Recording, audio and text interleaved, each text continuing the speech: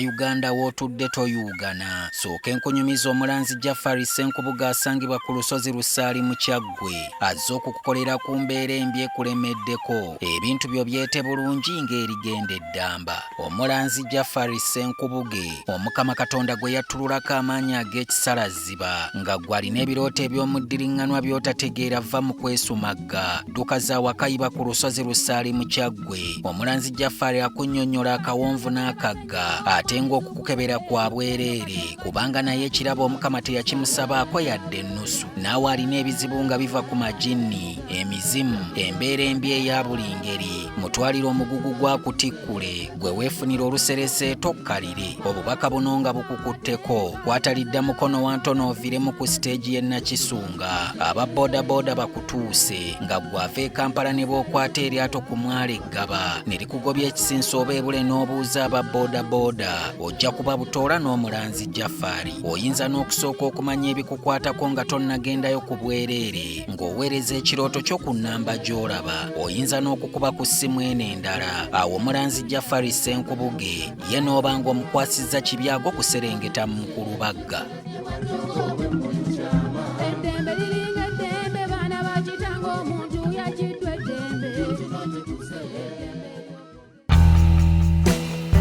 Join us for the Wild Food and Culture Festival, a feast for your senses. Immerse yourself in the rich tapestry of global cultures. It's not just about tasting, it's about experiencing.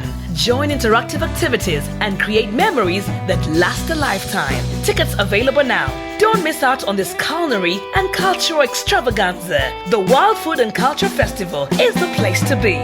See you there.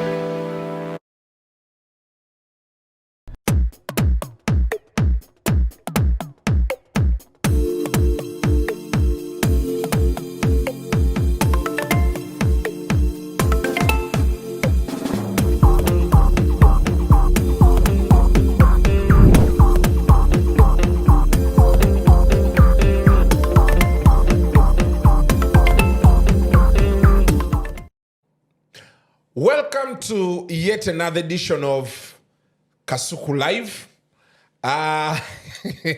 Tusinzidde wano ku All Access Studios Bulabira Road.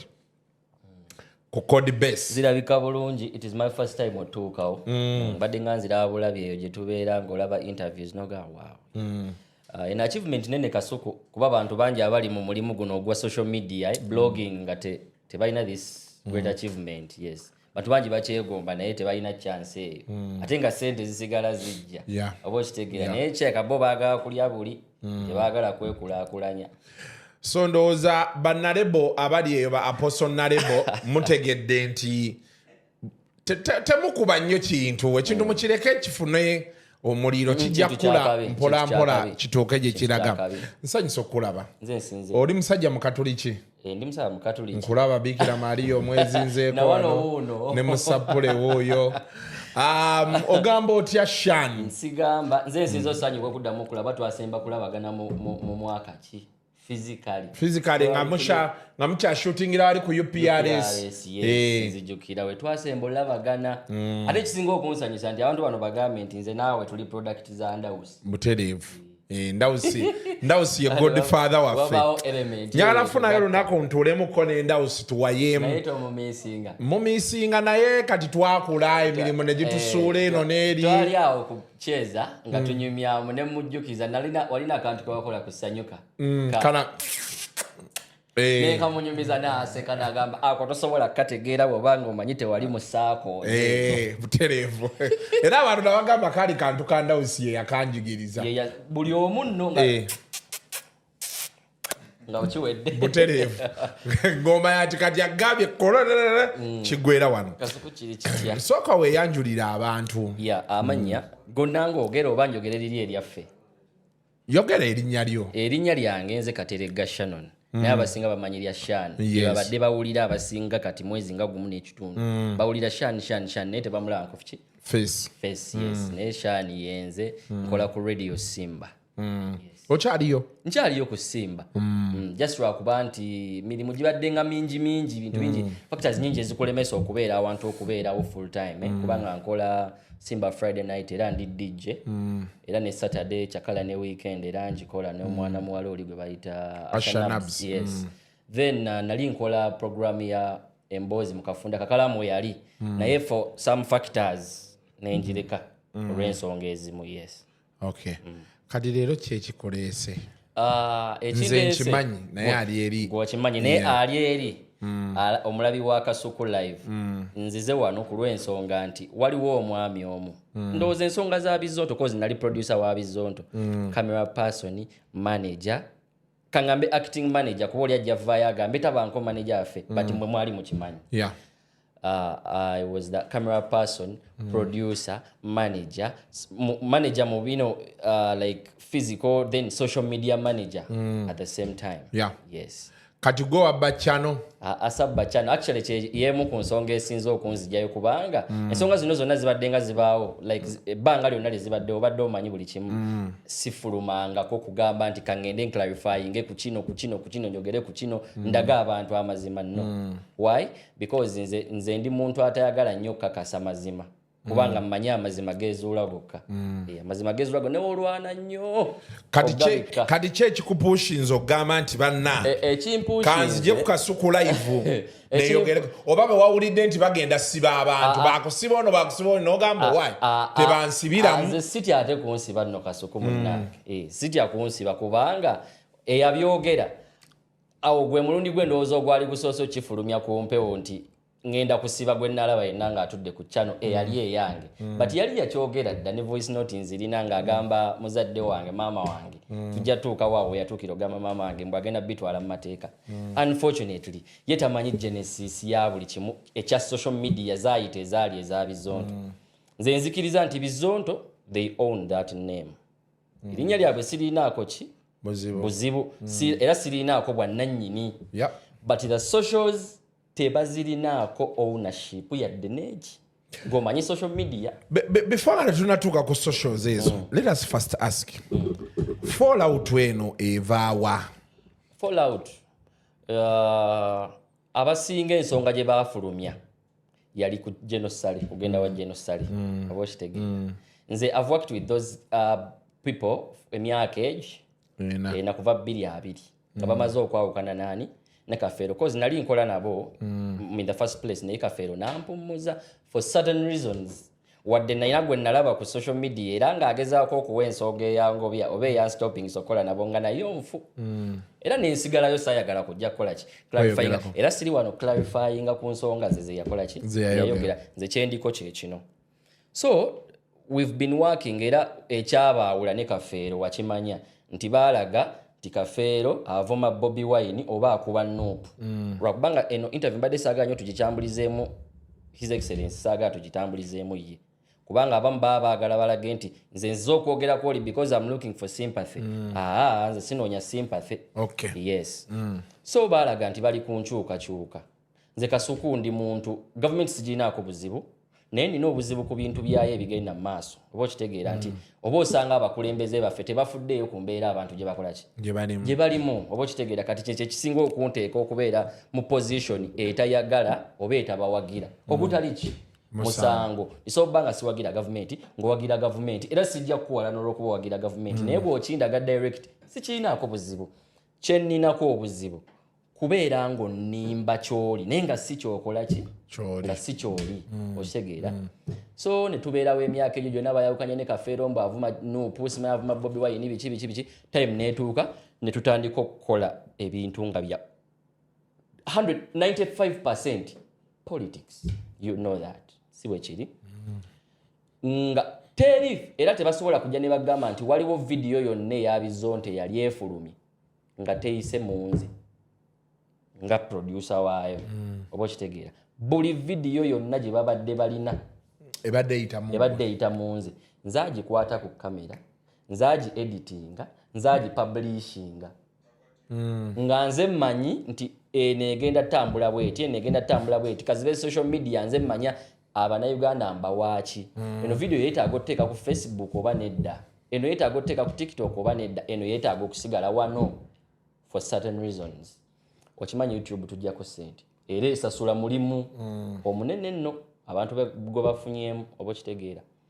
So tutuuka time tubeerawo for all those years. Kati ntandika okufuna rumors. Siri muntu nyayagala ennyo okugoberera okukola decisions oluvannyuma lw'omuntu okumbulya nti make a decision right away. Tandika owulira rumors nti naye abantu b'okola nabo nga si batuufu. Kubanga mulimu abantu abakimanyi nti nze Kasuku toyina lunaku lw'ogenda keera ku makyo ng'ambe nti batuyise eggulu oba wa nti twetaaga ssente. Nkubuuza ezaaki? Ngenda kukola mulimu ki okuzimpa oba okitegeera? Because nze ntya nnyo ebintu ebiri free money oba okitegeera. So time etuuka babingamba sikiwa nnyo obudde nti oba ngende mbabuuza oba ABCD but nga nkimanyi. Kati nentandika okukola investigations ezange paka we natuuka time ekkubira olwo nga ntandise okutuuka ku final stages oba okitegeera. Kati olunaku lwe baasemba okugendayo si olwasemba kuba waliwo n'emirundi emirala egyaddako naye nga siri nabo oba okitegeera. Wagendako ko nabo? Sigendangayo but abaagenda tugenda tutuukawo kankunyumiza story eno. So tutuuka time ndowooza bafuna obuzibu mu ngabana ebbanga lyonna libadde nga bagendayo. Omu ku bo antuuza nnyumiza nga bwe kale yayina obuzibu wakati we n'oli munno omulala bwe bakola bonna. Kati ndowooza yalabanga oba oli amulekeredde. Omanyi mulimu abantu nga ye alaba nti Kasuku abanga mukwano gwange waba taliiwo obulamu bugenda kumbeerera buzibu ekitali ku nze ndi mupambanyi oba okitegeera. Kati anzize ebbali twalina mu mmotoka annyumiza ebizibu bye nno nga bingi bye sisobola kuleeta wano byonna kubanga mulimu ebintu ebimu bye nasazeewo ne ŋŋamba nze I won't react that way kubanga if I decide to react that way bangi abajja okigenderamu oba okitegeera ate nga si kyenjagala. Nze I want to create peace but not sitting with any of them to create peace between me and them kubanga bye boogera mbimanyi bye banjogerako eri abantu era bintuukako but I'm okay. Basigale nga bakola ki? Boogera. Sikiinaako buzibu. Kwe kennyini gwe wagamba nti enensi tebagikwasa maanyi. With the time amazima gasigala ne gakola ki? Ne gajja. So anyumiza ogwo gwe mulundi gwabwe ogusooka okumbuulira nti baagenda ewa Jeno but nga bulijjo nkimanyi naye nga sikikakasa. Kati oli akinkakasa nti ku ssente zonna ze bajjayo ne bamuwaako kakadde kamu sijja zoogera ze bajjayo onansonyiwa ne bamuwaako akakadde kamu nga yeemulugunya oba okitegeera. Kati nga ngenda mbabuuza ogwasooka bagaba bannaye omusajja ngambye bwati ne bwati nsonga ki yabatwala oba okitegeera like kati olumaze okufuna obukakafu nti baagenda naye nga njagala kumanya nsonga ki yabakola ki yabatwala. Why would you go there?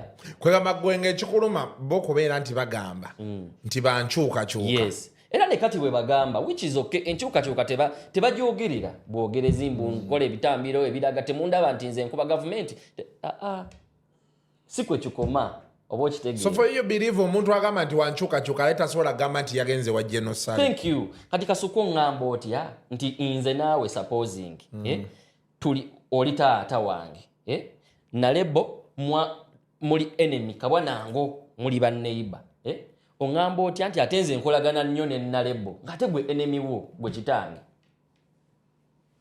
kijja kitya? Gwe ngamba otya nti gwe ne nalebo temukolagana ate nze mukwano gwo oba mutabani wo nze nkolagane naye kijja kitya?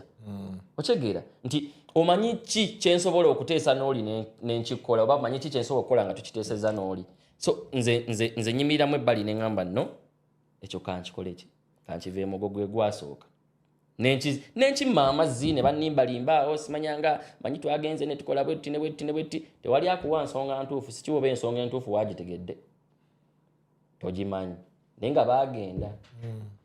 So time ejja ebeerawo ne basigala nga bagenda which is okay with me. So tebaagenda mulundi gumu kubanga singa odi eno yalibadde kumpi odi eri ogirina nti kati gwogirina mu ssimu yo odi eri kubanga mba ndi awo Esimu yange eri nga bagimpeereza ODA era kama Katonda nyambe nkoleki nyifune omanyi n'ebintu ebikwata ku bo nali nabisangula nga nabata naye ekisinza okunzijayo kyekino ekyogamba mbu agenda kusiba ekyo ekyogamba ogenda siba kiba kyakutiisatiisa oba okitegeera odiyeyo ndabika obba sigiinaamu muneeno wagimpeerezaako nagikuweereza producer leeta essimu tulabe leeta essimu tulabe kuweerezaako I think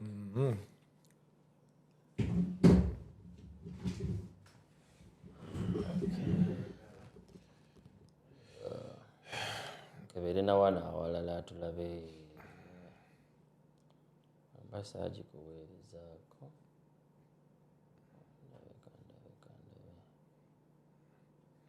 tuye mubaamu chats nyingi kati oziraba n'ogamba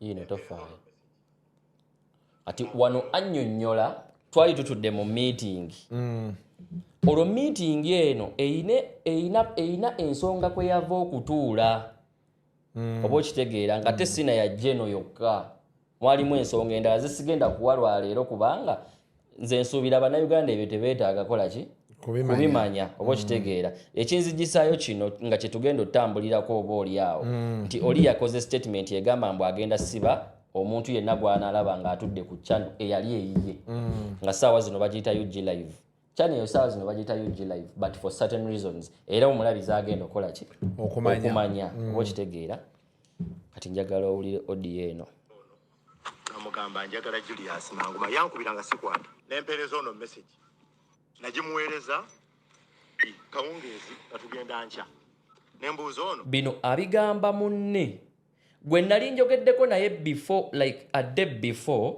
ng'alina naye kye yaŋŋambye ekirala kati ng'ono kino kyonna kyannyonnyola kikontradictinga n'oli kye yayogedde oba okitegeera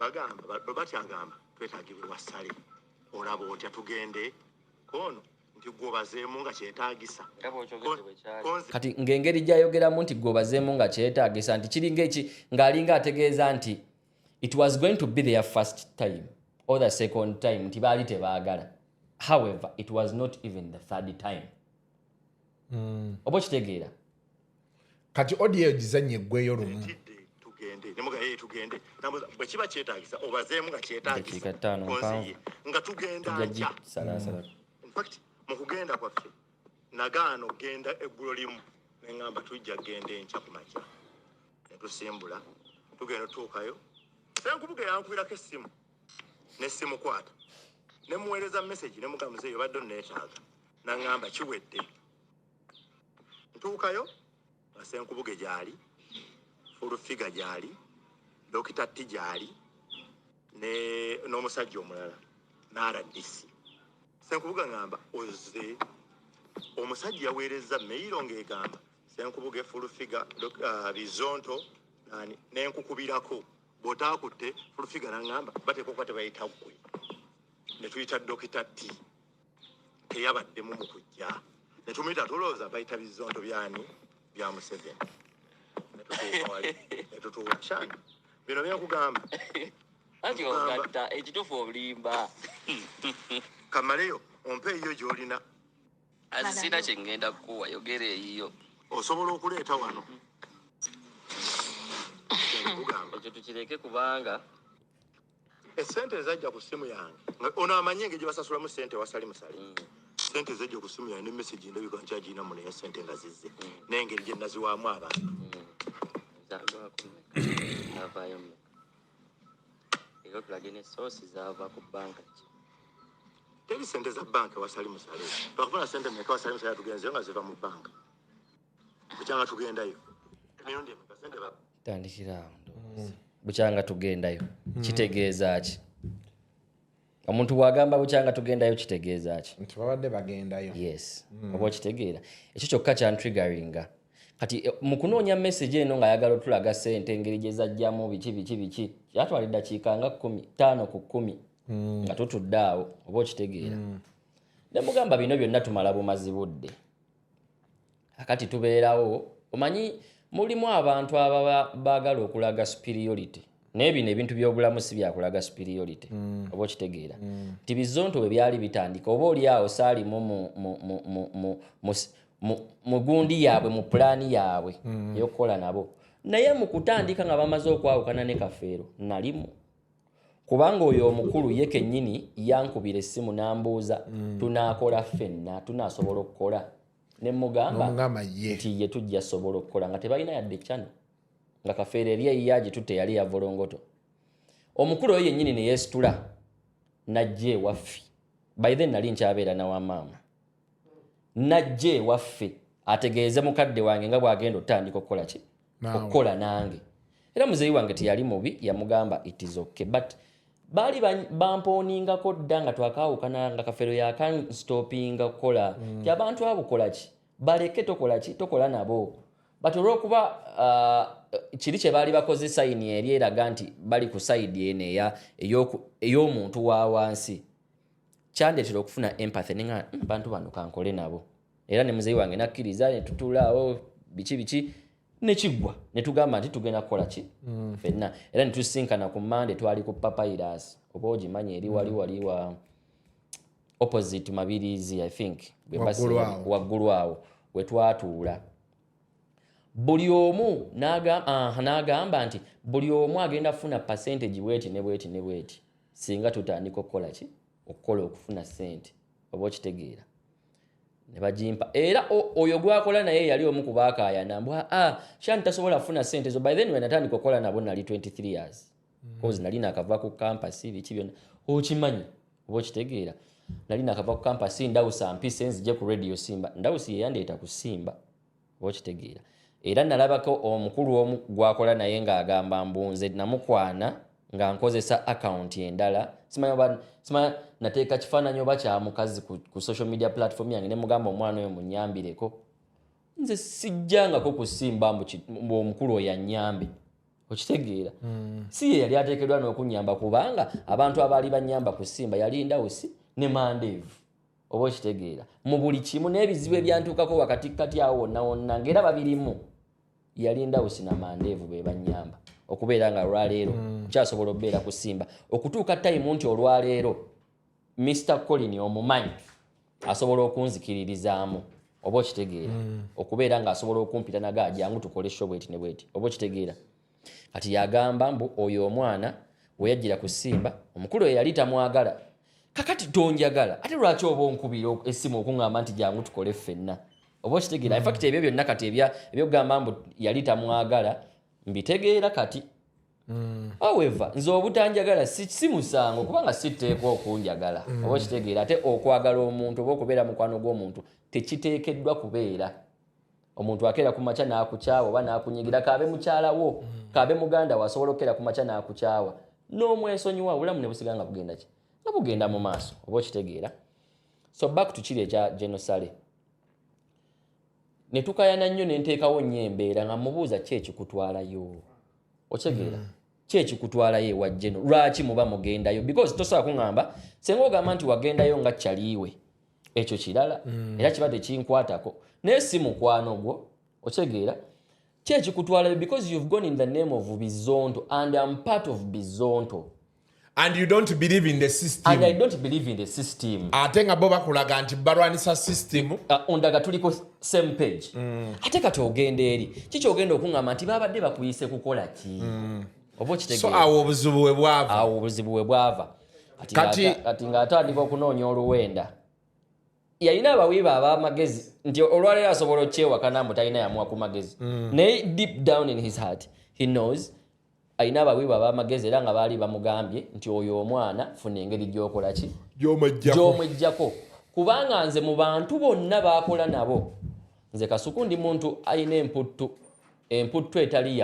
ya mpisa mbi ndi muntu alina emputtu ku kintu kye ndaba nga kirina engeri gye sikikkirizaamu yes kati ng'alaba ndowooza bamugamba ndowooza nze nja kuba buzibu in the coming time kati awo meeting eyo beggwa nga bakugoba meeting eyo bweggwa kozi yali amanyi ebira byonna nga kyegambye nti meeting ziri zonna ezaali ziwedde yali alabanga ninga muyisizaamu amaaso ze sijja kunnyonnyola kubanga bingi ebirimu oba okitegeera nga mulimu ebimu bye mugamba nti kuba yatuukako extended tugamba mbu nze muno ndi nze boss ono director nange director ne mubuuza ojjukira nti oli director oluvannyuma lw'okubuuza olw'amanyanga g'oba okoze lwaki woba ogakola weerabira nti oli director and you have to serve as an example eri abaana abato b'okola ki b'okola nabo oba bw'okozesa nga bw'okola ki nga bw'ogamba gw'ojjukira nti oli boss nga bitandise okufolinga out oba okitegeera n'alaba nga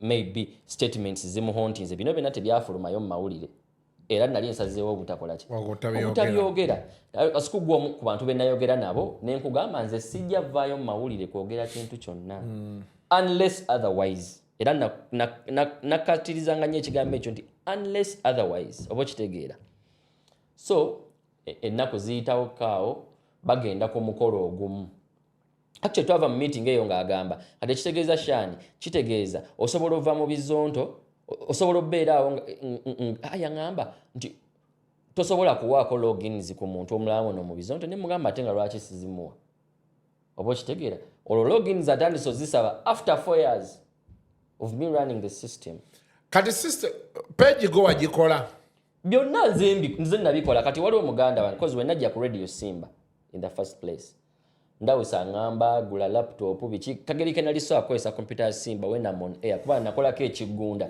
when I'm on air nga so akozesa computer ya Simba on air to play music nga neetaaga computer okubeera yange muzeeyi wange angulira computer emiliyoni eza m'emitwalo 7 twagigula ku bagayi babayita nansonyiwa nikambalike sijja bogera kuba kaba kalango twagigula ku bagiyita Nalubega arcade bagayi bali awo abajinguza gayi yajinzigira na China bamuyita Hamza yajinguza anguza laptop njireeta ku Simba ndawusa ngamba kati omanyi njagala oyingire mu system njagala ofune ekintu ekikufuula busy mugamba manyi kanzigulewo YouTube ntandika okufilminga ebintu bino byemukola ebya gundi biki oba okitegeera kati nkimugamba ekyo that was 2018 oba okitegeera kati already waliyo channel gye nali nkoze naye nga eriko music wa muto wange simaba muto wange mmanyi waliwo gayi bamuyita Daisy is an artist kwa mulaba yetwali ejjinja kati channel eyo ng'eriko music wa Daisy oba okitegeera ate ng'erikoko ne ku bantu nga si bangi omanye engeri gye bakozaamu channel gye evolvinga oba okitegeera twagigulawo ne mukulu wange bamuyita Mike Muwonge Mike saawa zino ali Canada kati nga tutandika okugira channel eyo music yoli nga tumujjako nga tumuteeka ku channel endala nga tugituuma Daisy oba okitegeera kati eno nga ntandika tuteekayo bintu bya binsanga wano nena gya binsanga wano nga bali actually omu ku abo yali taliwo waliwo Dr. T ye yaliwo ng'oli tannajja nga bali sibalaba ze ndaba Ndawusi ye yandeese gwe era buli kimu kyenkola naye kyova olaba nti naye twatambulanga sometimes watusanga ekiro nga ndi naye oba okitegeera kati ntandika okukola ebintu ebyo time etuuka mu 2019 awo waliwo omukulu wange ng'afa bwe yafa nensooka neesonyiwamu okujja ku Simba for something like oba 3 months oba 4 nga sikyajja nga bw'olaba nti omuntu afiirwa n'afunamu ebizibu like toki eyo gy'ofuna mu bwongo nensooka nva ku Simba nga sikyakola ki nga sikyajjayo era channel yange nga weeri awo oba okitegeera tewali n'omu yankubirako ngamba nti lwaki tokyajja ku filminga bintu bino eno kubanga ne Kafeera akimanyi nze nakwatanga ebintu ebyo nga bo bennyini mbasheyalingirako nemba waako naye nga tekitegeeza mbu eno gye biri waabwe nedda nga era buli omu muwa nga buli omu alina peegi eyiye oba okitegeera nze abantu baali tebamanyi nga sirina linnya liri awo ly'amaanyi oba okitegeera so time ng'etuuka nga twamala Facebook YouTube nga weeri biki kati nga byonna nze mbikola time ng'etuuka nvudde ku Simba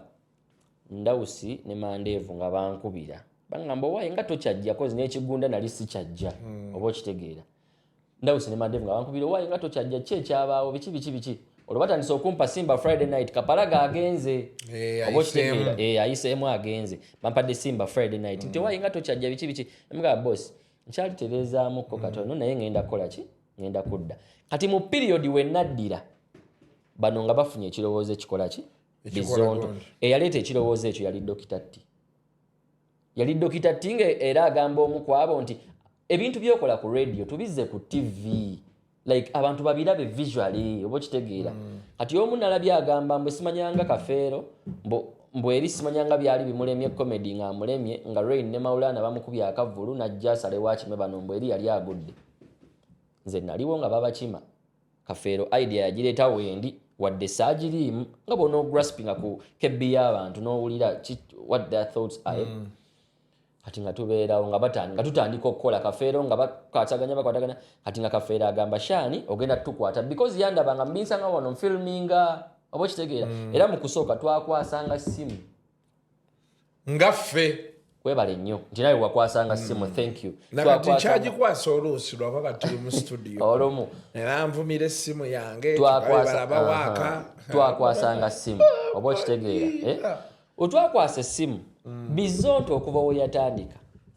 ebadde kompyuta yange nga yekola ebintu bya Bizonto nga si ya Bizonto it is my personal computer. Yes.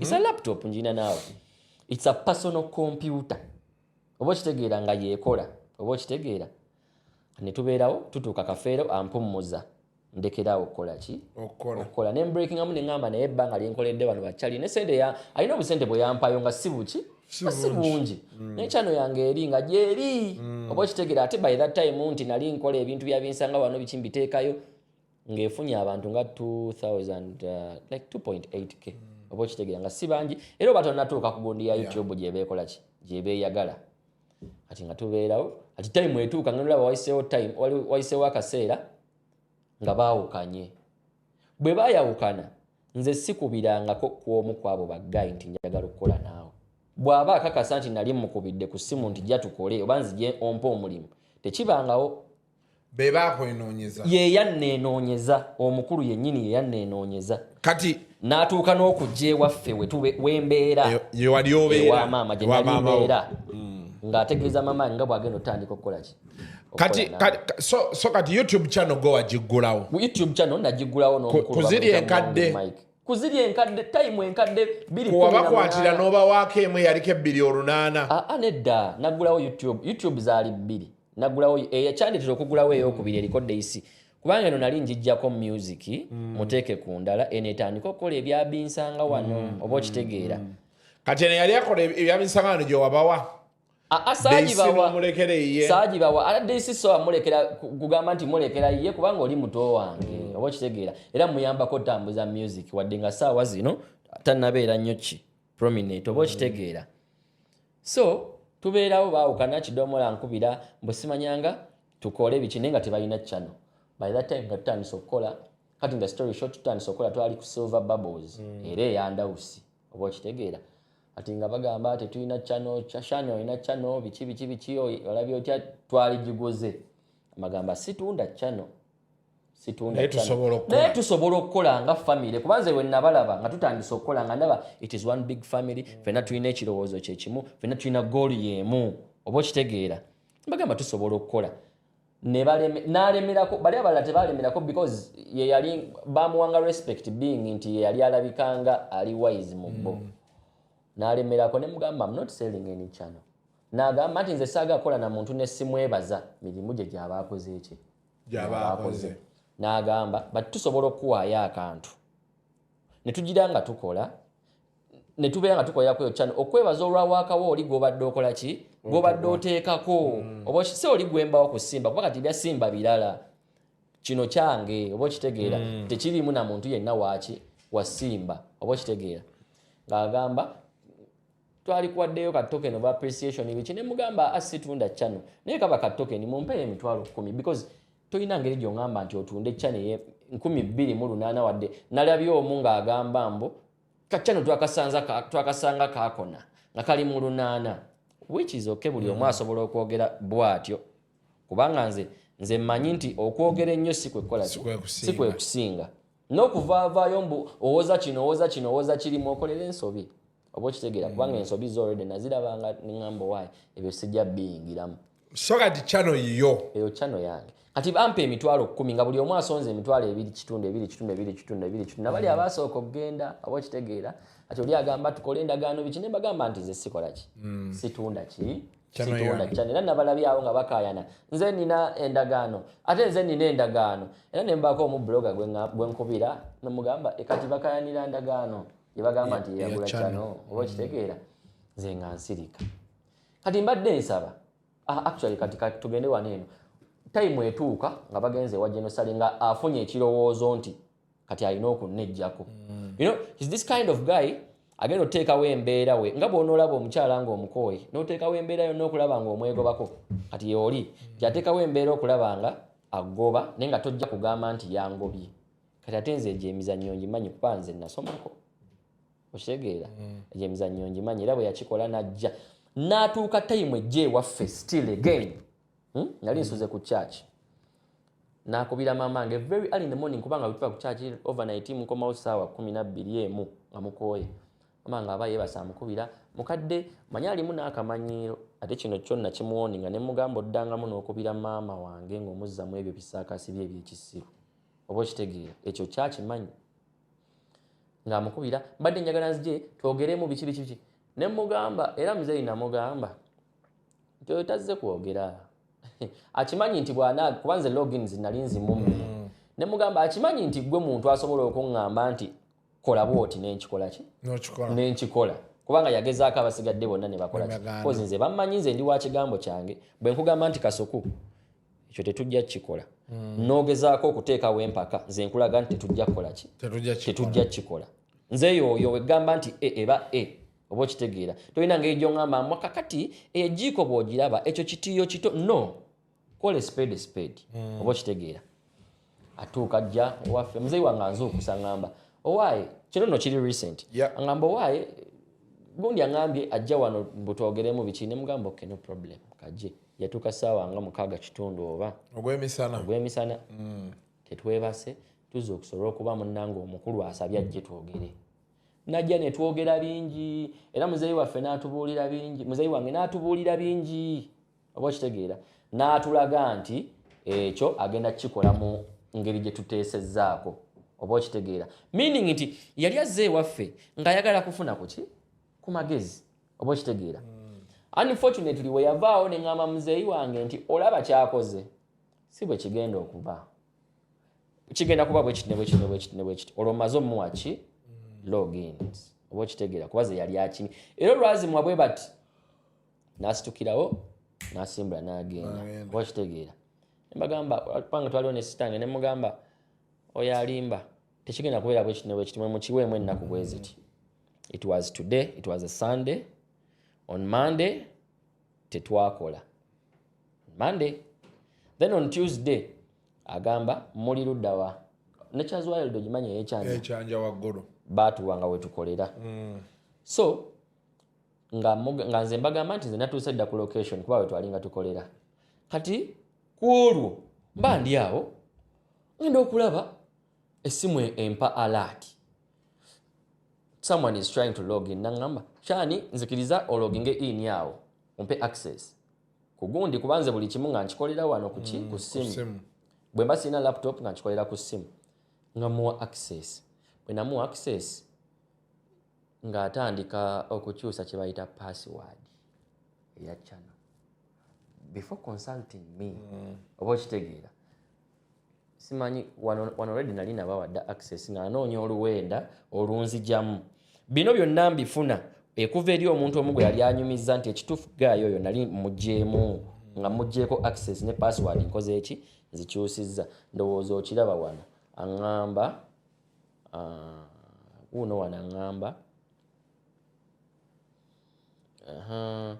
nga ŋŋamba yankubye esimu naŋŋamba ndikugezaako kuloginga in nteekamu logins nemugamba relogin nampeereza manyi baweereza numbers biki nemugamba shan confirm naŋŋamba shan confirm again era nenteekamu wano n'ateekamu kati olwamala oteekamu ng'akyusizza password ye teyamanya nti wano nfunye eki notification nti password ekoze eki ekyuse kati nga ayagala agezese oba nkyasobola okufuna messages oluvannyuma lw'okundoginga ki out kati ngamugamba ati addamu ngamba ddamu logging in nemugamba redo I haven't received any message oba okitegeera nga mpeereza ennamba nemugamba I'm not receiving any message from the email nga nkimugamba already ntegedde nti akoze eki nti akyusizza password oba okitegeera nga nkimugamba wano nkimulaga but kyamulema okutegeera nti nkitegedde nti akyusizza password like nangamba try to refresh kanziremu gumu nampeereza 15 nga baagala okukola ki okuverifyinga oba okitegeera nga mugamba siina message gyenkola ki gyendaba kati wano muweereza message ng'eraga email ogiraba angamba your password was changed try to recover should you recover era recovery email nze tewali muntu oba mpa mulimu gwe gwamulwaningira social media oba websites nesimuteekako nga recovery email nga yange my personal email yebeera recovery kubanga enyanguyira mba nayo 24/7 oba okitegeera nga mpeereza waliwo code gye baweerezamu SMS share it yino wano ogiraba nga ngimuwa olwajjamu ne recovery atwale bulungi tanyega kati nga muweereza message nga mubuuza nga mugamba lwaki okyusiza password oba okitegeera nga teyanyega kigambo ng'avuga ajja ku Nature's Wild ng'atuula nga baana bangamba bagambe tulinawo ki meeting bwe yajja teyajja mbu tugenda kuteesa remember on Sunday yabadde waffe era tulina bye twayogeddeko oba okitegeera kubanga bino ebintu mbadde saaga abisaamu nnyo mukadde era nsaba aleme bibeeramu muleeseemu olwakamanyiiro kooli kakola ki kaalina okutuuka okujja ewaffe ate nga kyetuteesezaako si kyakoze eki however alina n'ebirala ate byeyayogera ebitaaliwo oba okitegeera kati nze kyekisinga okuntabula nti bannange let's respect people's parents nze sisitukangako wano neŋŋenda waka wa muntu kumanyiira muzadde we nze mmanyi omuzadde yaani ate nze abantu abakulu mbawa ekitiibwa oba okitegeera kasuku sobola kujja olw'okuba mmanyi maama wo n'okuba nti nina ennamba ye tinja kukwatanga essimu mugambe buli kimu ekituukawo owaye kasuku yakoze bw'ati owaye kasuku yakoze bw'ati akukaba kamanyiiro oba okitegeera akukaba kamanyiiro so atuuka atugamba Bizonto bigenda funamu a week off break yes bwe muwaliriza awulira nti asobola okuddamu okukola naffe ajje addemu awandiike akomewo tukole awulira nti tasobola tojja tokomawo oba okitegeera olwo yandoginze dda out he's saying this after logging me out of the channel amaze ogikola ki ogitwala oluvannyuma lw'okuba nti muwadde ki access oba okitegeera andoginga out olwamaliriza n'agamba buli alina ekya Bizonto akireete akikomyewo olya koodi ziri nti mugobe naye togenda tayagala kuteekawo mbeera eraga nti agobye directly oba okitegeera ayagala agobe indirectly ogende naye nga tolina wojjamu piningira nze nga bwe nkiddamu nti nasomako ate n'amagezi amazaale nkolaki nga lina kati nga nkwata laptop jukira mbadde nga nkozesa laptop yange for the past 4 years ne Bizonto nze manyi buli kimu bwe kikola ki bwe kitambula online oba okitegeera peji za Bizonto badde ng'oziraba eziriko erinnya Bizonto ndi muntu ogwa omu it was ennaku emabegaawo nagamba bugambi nti TikTok eno ejja kummenya anono kamwe female Zonto nimuga anono kamwe access abeere nga runninga TikTok eno era ne muwa access naye nga nze abaagirinako ki full control oba okitegeera kakati nga tubeerawo awo amaliriza nga ngamba laptop waliwo ka laptop ke baali waliwo omuntu omu yatuwa ka laptop awo nga kanafu omanyi bu laptop buno bu forum biki nga kalina simanya nga 100 GB hard disk nga bunafu nze nga so akakozesa nina heavy duty yange badde ngekola emirimu gyange era nga nakateeka eyo nakawummuza kali eyo next external hard drive nga naye agikola ki aginsaba nga mubuuza lwaki onzigyemu mu channel otutte yaki yagamba bugambi gitutti oba okitegeera nze okay no problem nga nsirika amugamba cause laptop yali waka mugamba laptop eri eyammwe ngenda gireeta ku Simba nasooka mugamba ngenda giwa boda agireete then nemala ne mugamba ngenda gireeta ku radio Simba ngikuwe ne hard disk yammwe ngolo nkitegedde nti kye baabaze ndowooza ye alaba kituukiridde oba okitegeera kati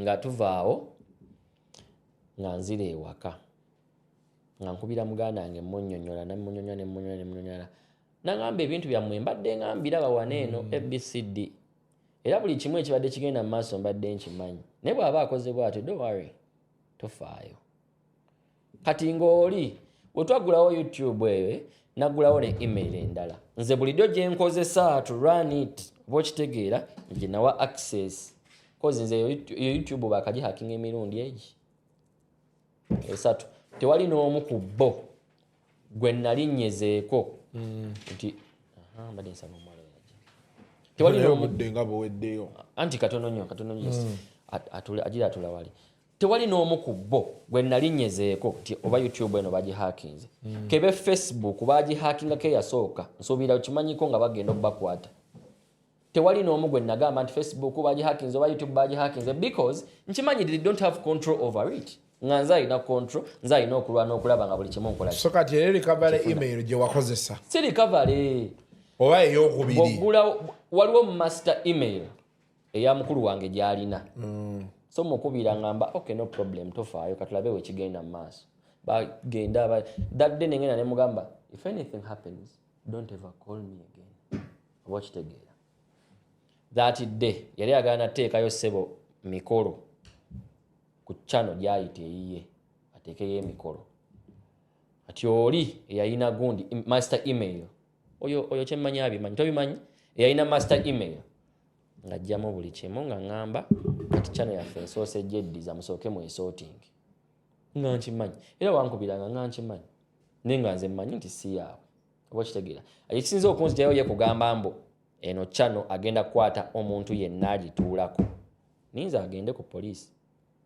aloope bw'anaaloopa fakti mbadde njagala tukube essimu eno katono nnyo cause yasobola n'okubuulira everything that transpired naye kati ate engeri gye birimu nti biyinza ogenda mu poliisi eyo kaadi wandibadde ogyeterekera njeterekere kubanga nze sikiwa kaadi sooka ogyeterekere kuba oyinza okukubira omusajja and they use whatever is going to be said against you okitegeera naye so ninze channel saawa zino bazzemu ne bampa access to it oba okitegeera era channel bagiyita UG live era omukyalo oyo kubanga nze so akola byonna kasuku so abeera producer ate nze ndi mu kamera ate biki ate so many people are willing okukola ki okukolagana nange oba okitegeera omukyalo ono gwe ngenda oteekayo nga host nadde njogerezeganya ne female zonto tuddemu tukole wadde kala alina ebirala bingi byakyakwasaganya nga yiye ng'omuntu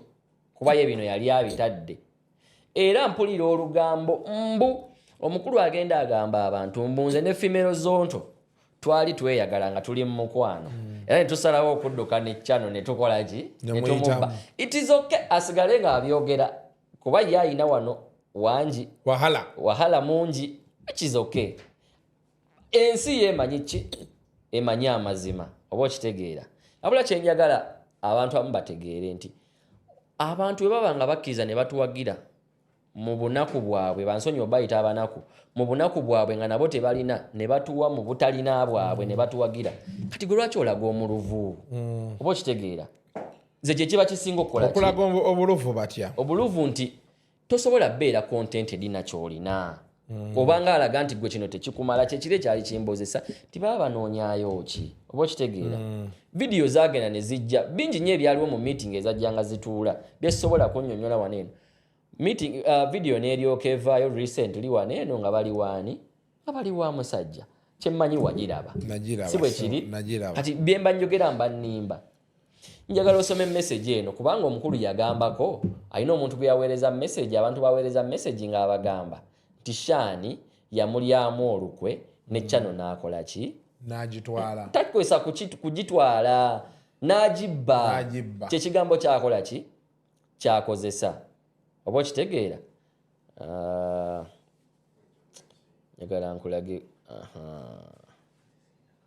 njagala nkulage message zino eno olabe kati nze mulimu ebintu ebimu bye ntunula ne ngamba naye kati oba nagikuweerezaako message nti ezisinga wazisangulamu. Nze sisangula message. Oyina disappearing messages. Sangula message yiino, nze sisangula message yiino gye nakuweereza. Message eno esoma etya? Shan turned against me. He stole the channel. Now he's spreading propaganda. Which propaganda am I spreading? Which propaganda am I spreading? So, in other words, there are two things to take home. Ekisooka, channel tewagibba, channel yali yiyo. Saagibba, channel yange. Channel yange eriko abantu aba. Gwe ne muganda wo. Yes, abalina obwannanyini. Ate munnange omuntu omu ku bantu abaali badde bakayanira channel eno yali badde endawuzi. Kuba mwasooka teeka ku content wabinsanga wa. Nenzijjako music wa muganda wange nentandika okuteekako binsanga wano. Era twatandika okukola ne bali nenzijjako ebyabinsanga wano nentandika okuteekako. Kati Ebya Bizonto wabijjeeko. Ati kyange kiringa nnyumba. Olaba bw'opangisa ennyumba, landlord akuwa akasumuluzo ka gate. Tekitegeeza mbu wafuuse wawo. Era bw'osenguka enju agirongoosa n'agisiiga langi empya, omupangisa omulala akole ki? Omupangisa omulala akole ki? Agisange ng'eri ki? Ng'eri clean. Oba okitegeera? YouTube eyo si yaabwe. Nga yo omukulu bw'agamba nti agenda kukwata ninze bakole ki? Bankwata. Yeno yugi live stream. Katulabe. Nedda eyo ndala. Anti kati si kyangu gikuleetera nnyo kubanga akageri keebanga terina kiriko tekiba kyangu gikuleetera nnyo. Ate ekirungi kya byonna n'ogisweepinga. Sinze eyasweepinga internet yange evudde ogiraba weefaanana. Yugi live. Bwetyo bweri oba okitegeera. Bwetyo giraba. Data mpeddeko nti sitera kukozesa data nze nkozesa fiber network. Yes. Okay. Kozesa fiber network. So nga tuwunzika, there are two things involved. So the channel is not theirs. Era bwe baba batwale ku police. Kati gwe teweebuuza. Kubanga bw'aba wakutwala ku police agenda loopa abantu babiri. Agenda loopa nze ne mukulu wange ali Canada. Ayina master email. Oba okitegeera. Ajja tuloopa babiri bw'abana wakola ki? Ne maama nga muloopi nga yangu ye mangu okuloopa. Then ekyokubiri gw'ogamba we mwalemaganira. Kasita abantu bo abaali baga nti bankyukakyuka. Ate baatandika okugenda wa genocide. Twatandise nti eyo si efactor yokka wadde abantu ye ya sparking off. Okay, kati ekyo ffe gye tumanyi. Ebirala oli bitugamba. Ebirala kale ndibibagamba oba oli awo ng'ekiseera ekituufu kizze oba bekiri bakyetaagisa. Yes, wekiri bakikola ki kyetaagisa okukibabuulira. Naye as of now kati kankugamba olaba omukyalo oyo munansonyiwa saalyagadde omulage mu face naye bagendanga naye. Kati yantuusako information nti bamugamba Shani oyo togeza n'omugamba kubanga bw'ona omugamba oyo omwana alimu obuto gw'olina famire olina abaana ab'okulabirira. Kasuku nina abaana ab'okulabirira babiri era oluva wano ngenda kuzza mwana ku ssomero. Oluva wano ngenda ku ssomero kuzza mwana ku ssomero n'omukulu n'omuto. Oba okitegeera senior 3 n'atanatandika kusoma. Oba okitegeera. So bamugamba nga tomugamba kubanga bw'ona omugamba ffe tujja nnoonya engeri gye eri harmonized etujja omugambamu. But in actual sense nga bamugamba obutaŋŋamba nga nabo tebajja kukola ki? Kuŋŋamba. Newe baali ŋŋambye era baali bakimanyi nti sisobola kukola ki? Kukikkiriza oba kukkiriziganya nakyo oba okitegeera. Anyway. So nsaba ensi ogiragwa omukyalo oyo ajja kuba hosti waffe omupya owa UG Live. Yes. Ajje wano. No. Bombi babiri bajje. Nasabye oli namunoonyeza nabunoonya ne mugaa jangu tukole kubanga naye agenda kuba host. Bonna bamisaayi mito ajja kuba host with the time kuba yakyalina bingi ebyokuyiga. Jangu tuule wano omajja tuule. Ono ayimirira awo oli. Tuyimirire producer onosobola tukwata nga tuyimiridde tuwanvuwe. Omanyika sukunze nzikiriza nti nzikiririza mu bitone ebito. Oba okitegeera. Tuyimirire wano. Atotandika. Mugenda kwongerera ku mic eno. Abo abakyala tobabuuza kintu kirala kyonna nze saga abaana bange actually baana kubagirisa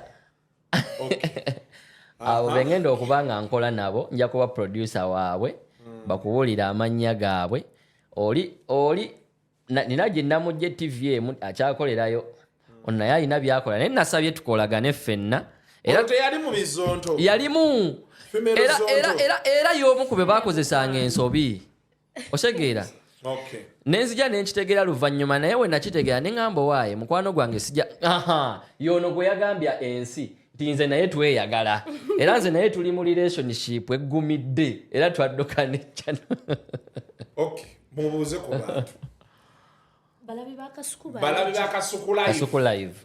ba Kasuku live tubalamusizzaako bamikwano mwebale kuwagira Kasuku yenze Annabelle nalulungi wa UG live nsanyusa okubeerako wano lwaleero banange abalabi ba UG live nze yenze Sophie Soni nga ngenda kuba mbaweereza ku UG live mwebale kuwagira Kasuku live mbasaba naffe mutuwagire musubscribinge mulikinge musharinge ye tuli yonna ku social medias Facebook TikTok Instagram ne X je tuli yes so Kasuku inze bwe baba bakunoonya bakusiba ne mudde ne mutula bwe baba bakunoonya bakusiba abo tebabeetaaga banoonye gwe nze banoonye nze bw'aba wakusiba asibe nze abo takola ki tabakwata eno interview yange esoose era yeesembye tewaliwo nga bwe nali nkugambye nti tewaliwo muntu bloga yenno ba YouTuber gwe ngenda watch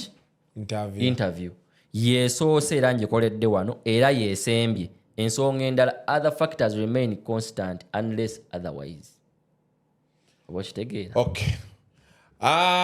tweyanziza nnyo tweyanzeege webale kujja kati Bizonto naawe tukulinze wano nange neyanziza okunkyaza otuwe sayidi ye ya story kuba kati channel efuuse channel ensonga zino bulijjo nze mbadde nzimanyi naye nga teziri mu kamera nze kyonna kyanaayogera oba kyonna kyonna kyanaaleeta sigenda kudda wano kuwa sayidi bw'omaze tubeere mbw ate gundi yagambye bw'ati nze mmaze olinze kimu kusiba kyokka kwegamba gwe toyagala bakwate ku baana bo abo sina baana bange abo balinga baganda bange toyagala bakwate ku bakozi bo bagenda beera ku channel si bakozi bange tuli ba Luganda anti bagenda bako anti oli yagambye gwana alaba ku channel nange ngenda